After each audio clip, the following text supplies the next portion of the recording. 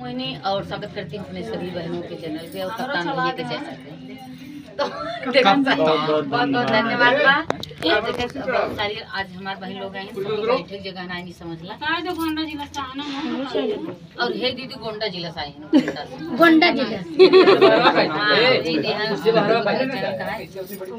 Banaras sister आई आज बहुत दूर दूर से आए हैं नजदीक सब आई हैं लेकिन बहुत दिन बाद स्टूडियो खुला हुआ है इनमें बहुत भीड़ अब भीड़ तो वैसे रोजे खोल रहे तब रहा अगर रोजे खोला तो भीड़ रहे बात नहीं है लेकिन आज कुछ ज्यादा है तो चला गाना सुनाओ था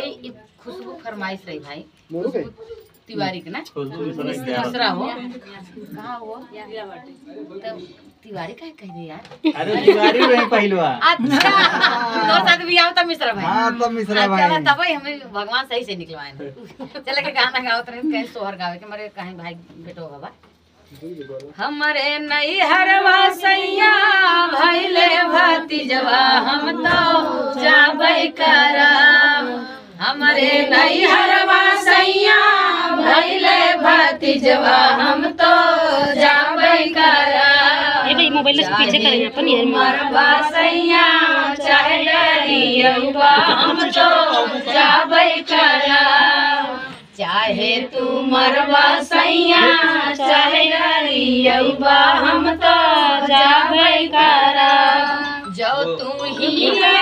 धाना जाबो नहीं हरवा हम कैसे रहा जब तू ही धाना जाबो नहीं हरवा हम कैसे रहा के होवा नहीं है खाना के हो खियाई है खाना कैसे रहा के होवा नहीं है खाना के हो खियाई है खाना कैसे रहा एक दिन बनई हसैया दो दिन खैया तबले औबै करा एक दिन बनई हसैया दो दिन खैया तबले